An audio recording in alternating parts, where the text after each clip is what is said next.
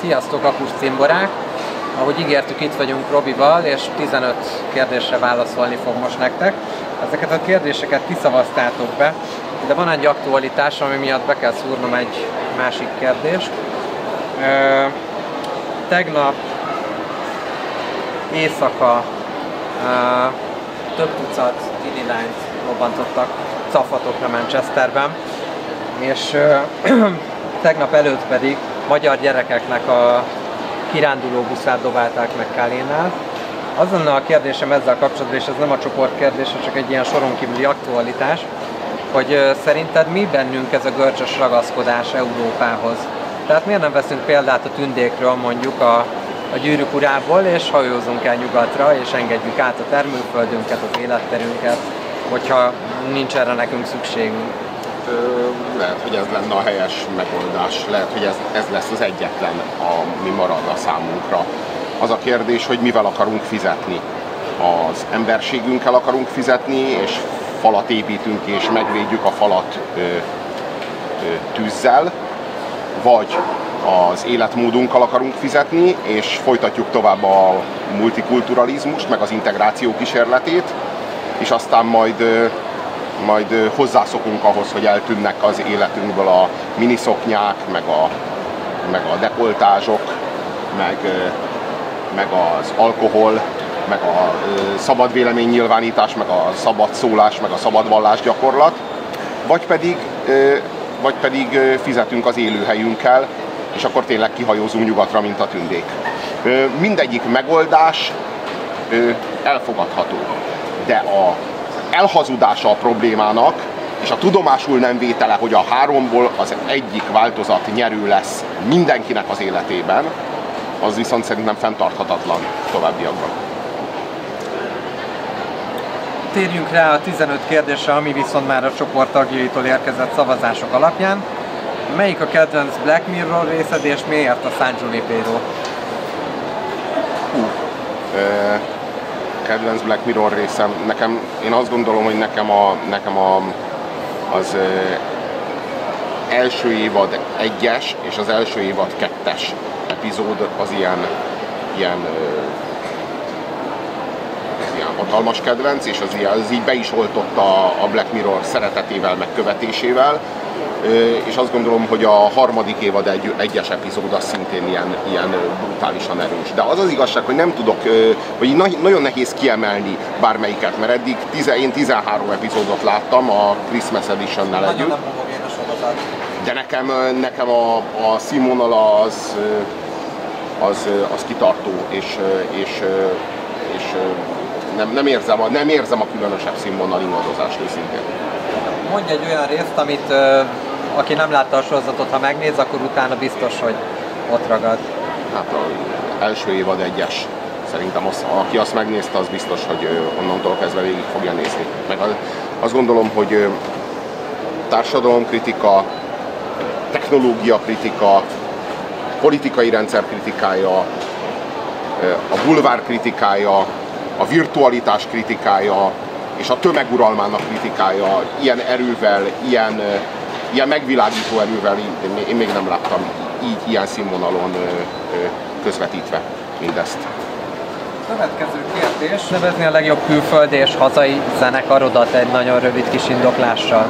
A magyarok közül, a mai magyar zenekarok közül azt gondolom, hogy a Color Star. Mert úgy azt gondolom, hogy aki így a hazai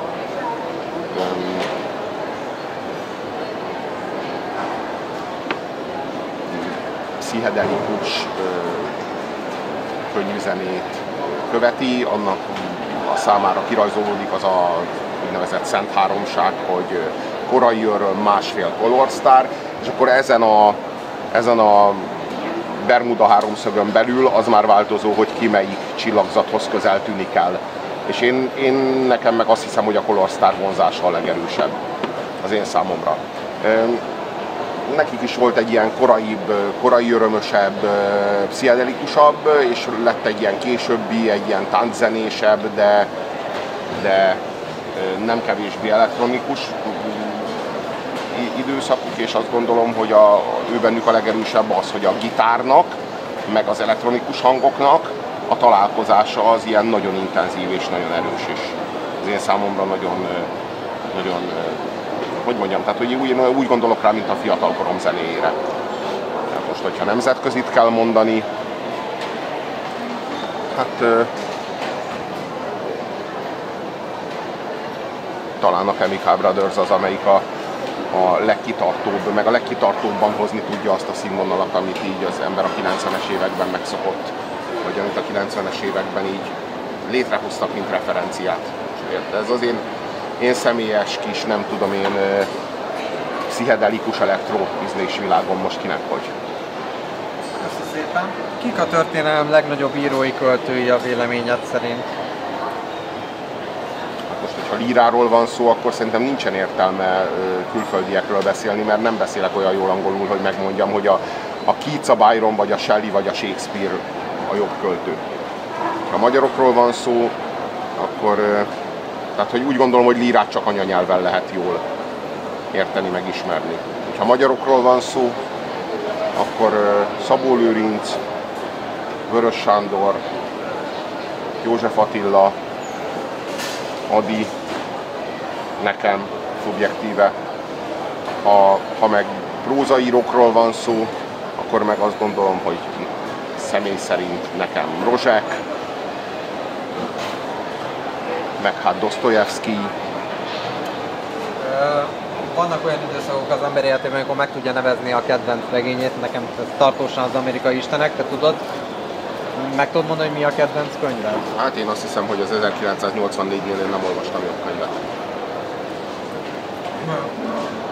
Van igény egy ilyen hétmesterlövésze-szerű keretű műsorra, várható az, hogy valamilyen keretek között te újabb filmekről fogsz beszélni? Én az önkényes mérvadóban azért igyekszem szerdáról szerdára filmekről beszélni.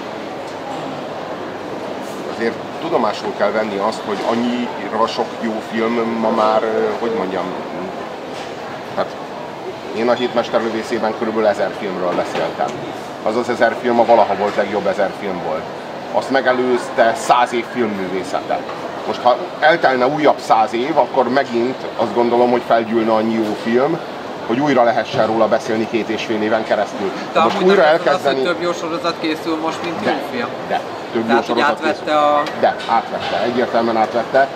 Viszont ahhoz, hogy én olyan alapossággal, meg igényességgel tudjak beszélni ezekről a filmekről vagy sorozatokról, ahogy tettem annak idején, ahhoz egy olyan élet is kéne.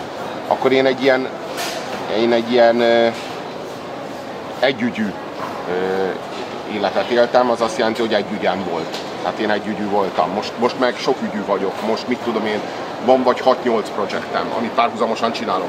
És ez azzal jár persze, hogy 6-8-szor annyi dolgot tudok csinálni, de azzal is jár, hogy 6-8-ad olyan jól tudom csinálni, sajnos.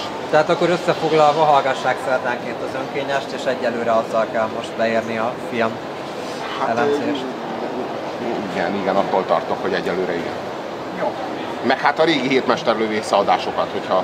Tehát, hogy így én mindig úgy gondolok erre a témára, hogy így akkor így többé-kevésbé így elmondtam, amit fontos, meg érdemes. Tehát, hogyha azt az 1000 filmet láttátok, akkor ti se tudtok kevesebbet a filmekről, mint én.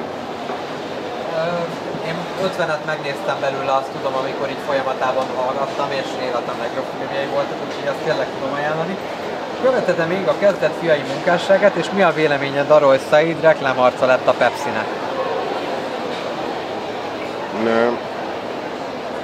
Én követem, és kiválónak tartom azt, amit elővezetnek, és szerintem ők voltak azok, akik megújították a hazai hip-hopot, és ők voltak azok, akik az undergroundba levezették, meg akik az értelmiségbe bevezették, és nem szeretnék ítélkezni a Said fölött.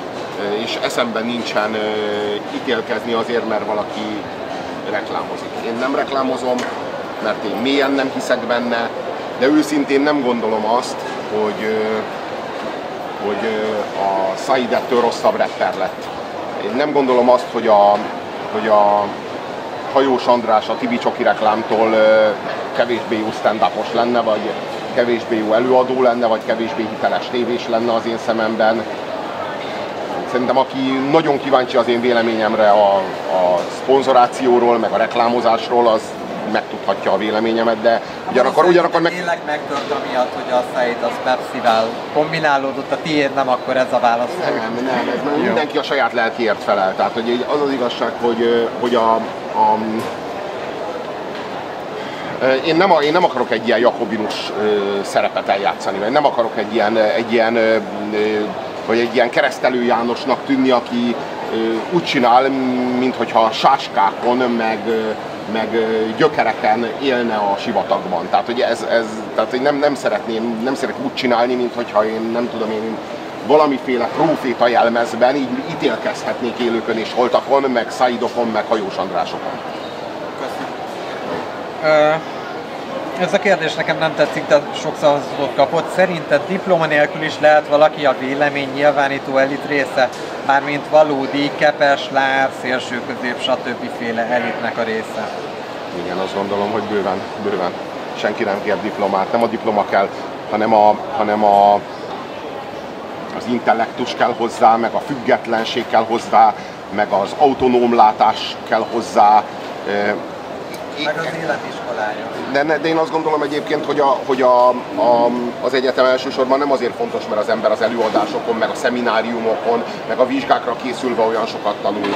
Én nem a vizsgákra készülve, meg az előadásokon tanultam sokat. Én az előadások között, a büfé előtt, meg abban a kontextusban, abban az egyetemi közegben, az egy kulturális közeg, amiben az egyetemen az ember mozog. Ott ragad rá az emberre az, ami értelmiségivé teszi. Nem gondolom, hogy az előadásokon. Tehát azt gondolom, hogy egyetemre járni nem azért fontos, mert ott aztán olyanokat tanul az ember, meg aztán ott a vizsgákról olyan dolgokból készül fel az ember, ami olyan fontos lesz az életben, hanem azért, mert ott ő polgárrá válik, egyetemi polgárrá válik. Tehát amíg a gimnáziumban ő egy csicskaszar senki, egy semmi, addig az egyetemen meg kollega úrrá válik. És ez az élmény az, ez az autonómia, amit ott az egyetemen meg tud szerezni az ember, mint egyetemi polgár, ez az, ami aztán hasznos lesz. Jó, meg a kérdezőnek még annyit, hogy majd kommentbe szóljatok ránk, hogy neked van egy retro videód ezzel kapcsolatban, amikor bemész több helyre, hogy megpróbálj értelmiségi lenni, az egy nagyon jó sketch erre a helyzetre. Jó, lépjünk tovább. Mi a véleményed arról, amikor egyes emberek sorkatonasággal büntetnék a mai fiatalokat? Hát ez két... Ilyen vita alakult ki, csak hogy... Világos, ez kétélű dolog. Egyrészt én nem szeretnék katona lenni, meg én nem hiszek a fegyverekben, meg így a magamat, hogy mondjam, egy ilyen békés valakinek tartom, és egyáltalán nem örülnék, hogyha besoroznának, meg egyáltalán nem örülnék, hogyha kopaszra nyírnának, meg hogyha a WC-t pucoltatnák velem, tehát hogy én egyáltalán nem hiszek ebben. Miből táplálkozik ez, hogy sok olyan hang van, főleg a középkorú házmester. Így van, hogy rátok férne ti kis taknyoka.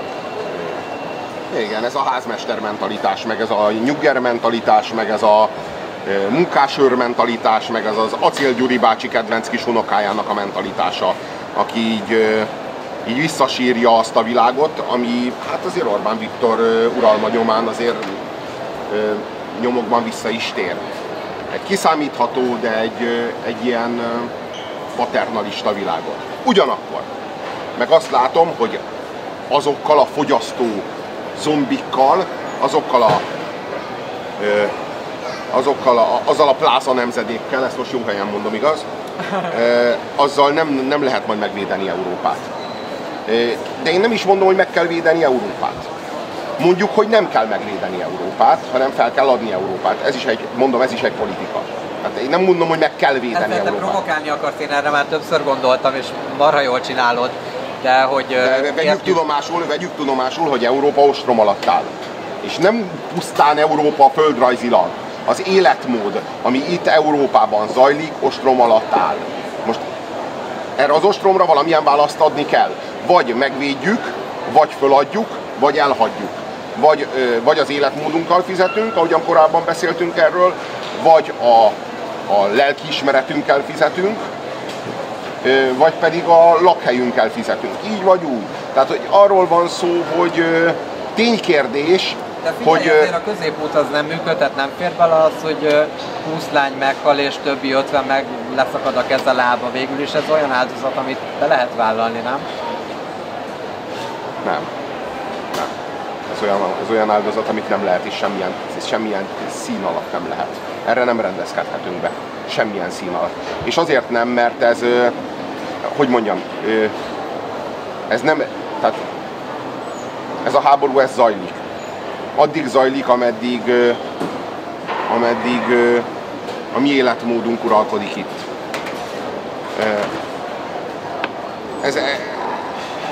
Ez hogy mondjam, meg fog változni az életünk. Meg fogjuk tanulni, hogy nem mehetünk koncertre. Nem mehetünk nagy tömegben nyilvános eseményekre. Nem ülhetnénk itt, mondjuk. Lehet, hogy eljön a nap, hogy nem ülhetünk itt, csak mielőtt ez a nap eljönne, azelőtt a tömegek fölkelnek majd, és zendülnek majd, és lincselnek majd, és ezt meg kéne előzni. Addig, amíg még van kontrollunk a folyamatok felett, Európának védelembe kell venni, a védelmébe kell venni a saját életmódját. Ha ezt nem teszi meg, akkor az itt élő tömegek fognak fölkelni. Figyelj, van ez a közkeletű hülyeség, hogy na de mindig második generációs bevándorlóknak az unatkozó gyerekei robbantják fel magukat, de bazd meg, akik ide jöttek, 2 generáció múlva ők lesznek a második generációs bevándorlók, csak 10-szer annyian. Hát ez a probléma, hogy akiket mi beengedünk, azokat tényleg integráltuk. De a gyerekük meg az unokájuk visszatér a próféta hitére, mert mint mémet elhozta magával az iszlámot. Azt következik, hogy akik most ide jönnek, azok is szépen tisztességesen akár dolgozni fognak, de majd az ő gyerekeik unokáik 10-szer annyian. Nem tudhatjuk, igen, pontosan erről van szó, hogy sikeres volt az integráció, lezártunk egy sikeres integrációt a bevándorlókkal, és rá 30 évre ott tartunk, hogy Európai Uniós állampolgárokat mészárolnak az utcáinkon és a tereinken. Egy sikeres integráció után. Tehát akkor úgy tűnik, hogy ez az iszlám, mint búvópatak, az egyik generációról a másikra átadódik, és újra radikalizálódik. Adott esetben generációkon keresztül nem volt ilyen radikális senki, mint azok, akik soha életükben nem jártak a Közel-Keleten, és mégis itt van bennük a velünk élő középkor, és Saint-Denis-ben, Párizs külvárosában fellángol a dzsihád újra. Jó, ez kimerítő volt, menjünk tovább. Melyik sorozatok tetszettek a legjobban, és hogy jelenleg mit nézel? Szerintem itt ezt vegyük röviden ezt a dolgot, mert később erről szerintem lesz egy átfogó fórum is. Hát egyrészt a Fargo első évadát láttam, az zseniális volt, de állítólag a második még jobb, de azt még nem láttam. Better Call Saul első évadát láttam, jó, hát aki Breaking Bad mániákus, az nyilván az összes spin-offra is vevő. Második évadot még nem láttam, de állítólag az is zseniális, sőt már adják a harmadik évadot, ezt még végképp nem láttam. A Men in the High Castle első évadát láttam, az is kiváló volt. Philip K. Dick feldolgozás. Igen, a második évadot még abból sem láttam, de arról is azt mondják, hogy az nagyon jó. Úgyhogy bőven van mit még megnéznem, mert bőven el vagyok maradva ezekkel. Most mit nézel éppen? Nem is tudom, nem is nézek semmit, dolgozom. De annyira sok a munkám, hogy nekem most éppen így nem vagyok benne semmiben. Így, a nyár fog arról szólni, hogy majd ilyen kultúrát kell fölvenni. Fel kell tölteni a tartályokat. Tudod, a legtöbb kérés a House of Cards-ra vonatkozik. Az első évadot tud illetve nem tudom, hogy abban egyetértünk, hogy a mostani minisorozatok, gondolok itt például a James Franco, Steven Spielberg a időutazó sorozat, vagy a The Night Of, amikor egy közel-keleti gyerek elkövet egy gyilkosságot, vagy az O.J. Simpson gyilkosságot feldolgozó minisorozat, és még van egy pár, ezek ma már magasabb minőséget képviselnek, és jobban illeszkednek a mostani mozgóképfogyasztási szokásokhoz, mint egyébként a filmek, amiknek már nem ülünk neki igazából. Nem. Hollywood eljátszotta a kulturális kreditjeit, eljátszotta a bizalmat. Addig kurvult, míg végül meg addig ment lefelé a filmgyártás költségvetése, tehát annyira olcsóvá vált egy jó minőségű, szórakoztató, nívós filmet leforgatni, mondjuk hatalmas nagy robbanások, meg helikopterről vonatra átugrálás nélkül, hogy gyakorlatilag már ezt tévéstúdiók is ki tudják fizetni, és így megszűnt Hollywoodnak a kulturális monopóliuma az audiovizuális fronton. És ez nagyon jó, mert gyakorlatilag ők levitték a mozit a tinédzser korosztály debilitásának a színvonalára, még a debil tinédzserek színvonalára vitték le a mozit. Azt a mozit, ami a 70-es években még a legprogresszívabb kulturális nyelv volt. Viszont abban egyetértünk, hogy azt szoktam mondani, hogy az a baj az amerikaiakkal, hogy már évek óta nem tudnak rossz sorozatot csinálni, képtelenek rá, és olyan szinten addiktívak a sorozatok, hogy tényleg ilyen nem lehet velük. De emlékszünk, hogy a 70-es években a sorozat az még mennyire gagyi világ volt. Egy Dallas, vagy egy San Francisco utcáin, vagy egy TJ Hooker, vagy egy Knight Rider, vagy egy úristen, hogy mik voltak ott még, szóval ilyen ócska volt, hitvány volt, alávaló, Baywatch, érted? És most nézed meg a sorozatokat, és nézed meg az akkori filmeket, a 70-es, 80-as évek filmjeit, és nézed meg a mai filmeket. Szóval, hogy egyszerűen helyet cseréltek, igen. De nincs azzal semmi baj. Nem, sőt. Kézírást is felváltotta a nyomtatás. Pontosan, és nem vesztettünk semmit. Sokkal jobb a forma. Ja. Jó, de a szeptemberben lesz 10-es listáról. Jó.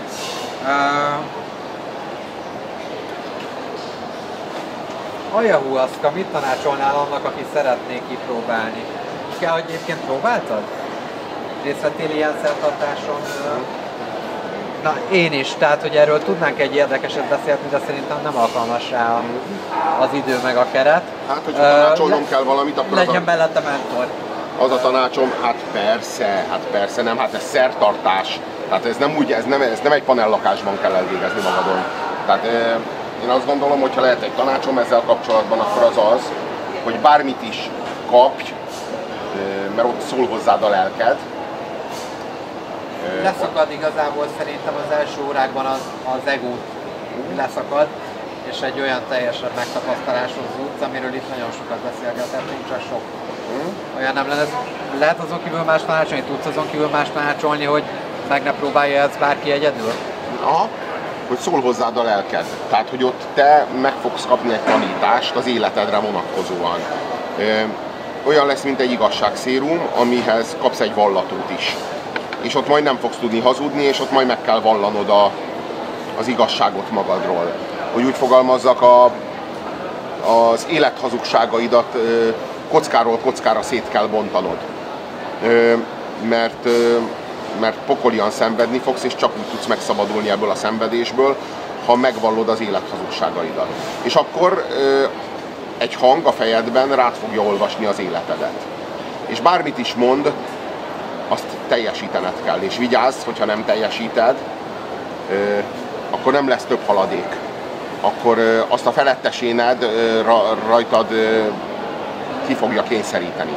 Tehát, hogy arra kell ilyenkor vigyázni, hogy bármit is kapj, bármit is olvasson rád a lelked, neked utána azt szerint kell élned. Mert hogyha ezt nem teszed meg, akkor annak súlyos következményei lehetnek. Egy tapasztalatot röviden erről elmondanék, ami érdekelne, hogy te átélted-e, vagy hogy ez mennyire egyéni megélés. Régen ilyen dühötten dobtam félre a Viskó című könyvet, amikor elolvastam, mert ugye olyan dolgokról szól, amiket az ego nem visel el, ahogy közelebb terelgetik hozzá és ledobja. Az emberek alapvetően azt nem tudják megérteni, amiről minden vallás valójában szólna.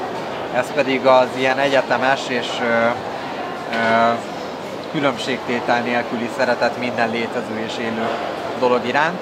Az ego leszakadásával te megtapasztaltad azt egy ilyen helyzetben, amiről szól valójában a vallások, és ami ellen az embereknek az egója tiltakozik, és ezért nem tudja megélni, mert nincsenek már ilyen beavatási szertartásai, hogy amikor számon kérjük azt, hogy az Isten miért szereti ugyanúgy a sorozatgyilkost, mint a kislányt, akit megölt, akkor az egy olyan értelmetlen számonkérés, mint hogyha a kisgyereket, aki rabló pandúrt játszik a két ujjával, számon kérnénk azért, hogy a jobb kezét nem gyűlöli, mert azon volt a rablónak a bábúja, és a másikon a pandúr, és ez egy elfogadhatatlan gondolat addig, amíg az ember nem szakadt le valamilyen élmény, vagy akár egy halálközeli élmény, akár egy szertartás hatására az egójáról, viszont utána meg evidenciává válik, hogy nem lehet ebben különbséget tenni. Hasonló élményed neked volt? Mert nekem ez benne a legizgalmasabb. Én is olvastam ezt a könyvet. Igen, úgy gondolom, hogy... De átéltél valami hasonló fajta ilyen egység? Igen. De én ezt már, az igazság, hogy korábban már volt korábban ehhez hasonló beavatási jellegű élményben részem. Én azt gondolom, hogy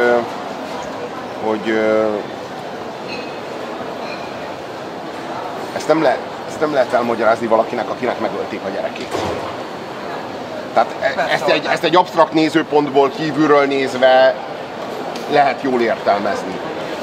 Mert az ilyen szertartások csak egy olyan nézőpontot ismertetnek meg velünk, ami kívül esik már az egónak a szűrőjén, viszont az egóba visszakerülünk, és amíg élünk, addig benne vagyunk. Igen. És így nem lehet ezt elvárni, értem, mit mondasz, csak meg lehet biztos, esetleg érteni. Igen, de az biztos, hogy az ayahuasca segíthet akármilyen fájdalmat, vagy traumát földolgozni, meg akármilyen függőséget feloldani, vagy eloldani. Hát én azt gondolom, hogy az ayahuasca az képes segíteni olyan helyzetekben is, amikben hát így nem nagyon látszik a megoldás. Jó, köszönöm. Még 6 kérdésünk van. Elképzelhető-e, hogy egyszer belépsz egy politikai pártba, vagy éppen alapítasz egyet? Nem. Egyik sem? Nem. 5. És akkor a top 5-nél tartunk. A Kadarkai Endrés interjúban elkezdted mondani, hogy a doktornőd adott tanácsokat, hogy hogyan kell nem hazudva csajozni. Mik voltak ezek, mert ott belét folytatták a szót. Aha, hát például azt a tanácsot adta, hogy az első 5 randin meg sem szabad fogni a kezét. Tehát pont az a lényeg, hogy annyira nem szabad nyomulni, hogy így hagyni kell, hogy a másik legyen az, aki már ilyen félreérthetetlen jelzéseket ad. Van köszönjük, elárulom, most már ehhez elég egy randi, hogyha az első randi tudatosan nem nyomulsz rá, akkor a második randi már magára. Na az én időmben még 5 randi kellett ugyanehhez. Tehát az 5. randin már egyszerűen, tehát ki kell várni azt, hogy tényleg, hát igen. Szóval, hogy már ő ne értse, hogy mi van veled, hogy már miért nem kezdeményezel. Hogy mi a baj. Na. Igen, mert ugye ehhez vannak hozzászokva. Na, de nem adunk randi tippeket, hanem megyünk tovább. 4. kérdés, miután kikerültél az általad jogosan szídott közoktatásból, hogyan élted meg a felsőoktatásnak a világát, illetve a tanári létet? Hát ezt már beszéltük, hogy nekem ez egy nagyon nagy megszabadulás volt a gimnáziumból az egyetemre kerülni. Ez egy más világ. Az maga a szabadság, meg maga a polgárság, meg maga a kollegaság, meg maga az ilyen nagyobb fokú autonómia, az, hogy mondjam, tehát hogy az egyetemen eleve, tehát szó nincs arról, hogy be kell menni az előadásra.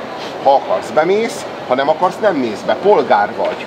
Van egy saját döntésed. Bemész szemináriumra, nem mész be, nem muszáj.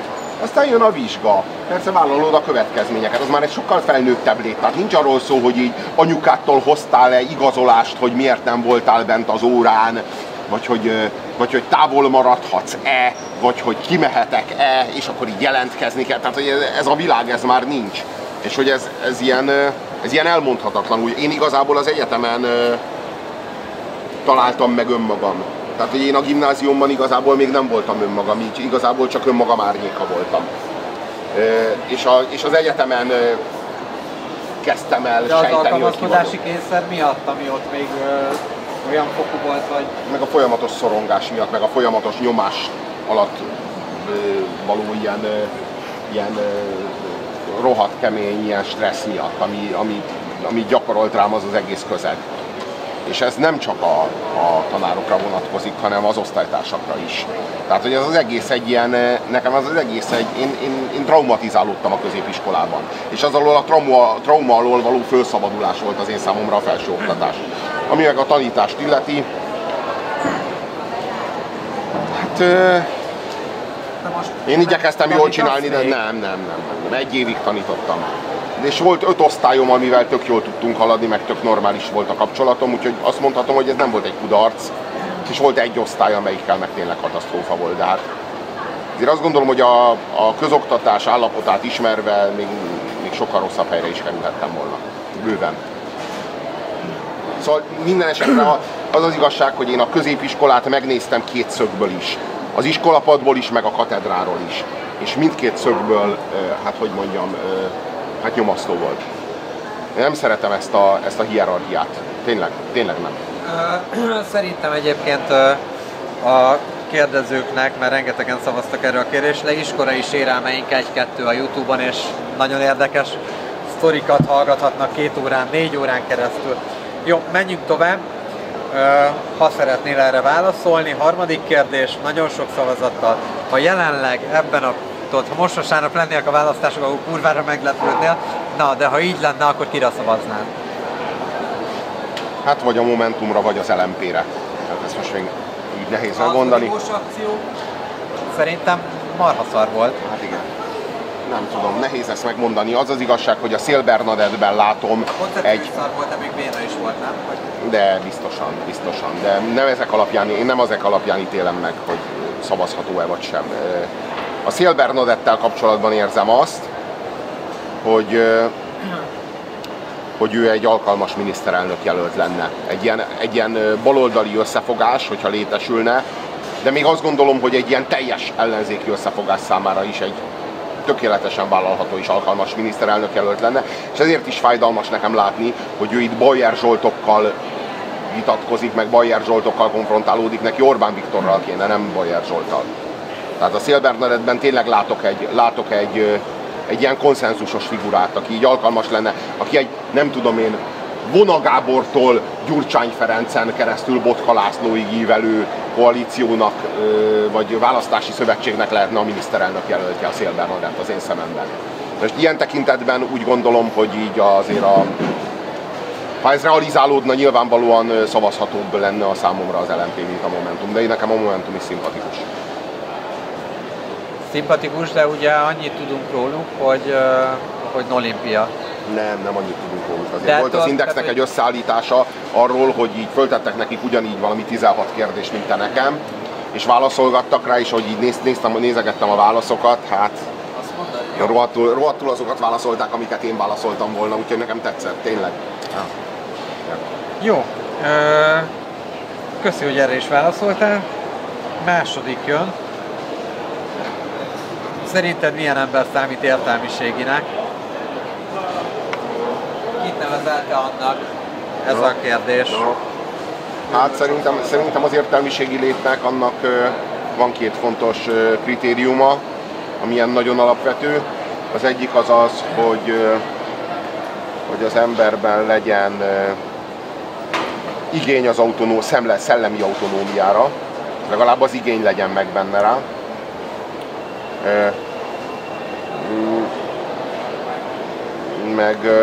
Tehát, hogy ne egy 2 lábon járó idézetgyűjtemény legyen, mint amit észreveszünk a mai párbeszédekben általában, hogy mindenki csak idéz valakit, és már nem is tudja, hogy hova hivatkozik, de hogy nincsenek önálló koncepciók, erre gondolsz? Igen, azt hiszem, hogy valami ilyesmire gondolok, igen, meg hogy legyen egy személyes viszonya a valósággal, igen, tehát hogy legyen egy személyes... Az értelmiségi 3 attribútumot. Isten. Mint Harry Potternek a villám, a szemüveg, meg a pálca. Szerintem a felelősség az egyik, a másik az az autonómia, és a harmadik az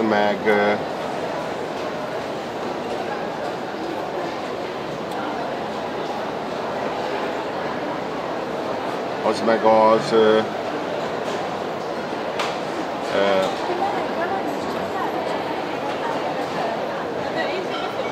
absztrakciós és asszociációs készség.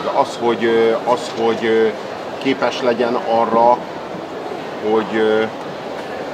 hogy a jelenségeket ne önmagukban lássa, hanem nagyobb kontextusban a helyüket megértse, illetve hogy le tudjon vonni olyan következtetéseket, amelyek a nagy egészre alkalmazhatóak. Azt hiszem, valami ilyesmi. Köszönöm szépen.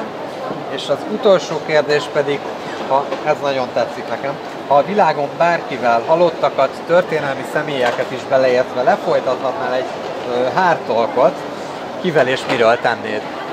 Feltámaszthatsz bárkit, leültethetsz bárkit.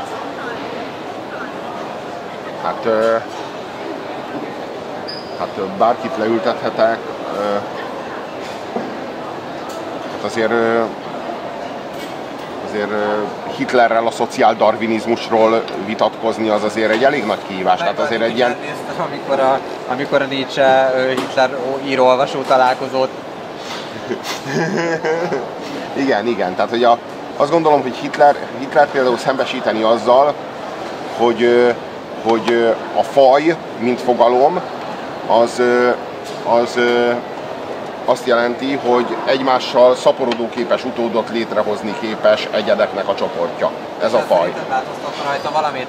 De nem csak hogy értsük, hogyha ez a faj, akkor itt a különböző népfajokra nem igaz a faj. Tehát nem igaz, hiszen azok tudnak szaporodni egymással. Tehát ez a biológiai kategória és fogalomhasználat, amelyben ugye a különböző fajok harcolnak egymással, mondjuk az élettérért, mondjuk, hogy az egyik kiszorítja a másikat, az már fajták közt nem érvényes. Mert már a fajták nem kiszorítják egymást, hanem már a fajták azok már párosodnak, és külön, azok már így egymásban mosódnak genetikailag. Ennek megfelelően ez az egész szociáldarvinizmus, ezt szerintem nem lett rendesen átgondolva, össze lett csapva.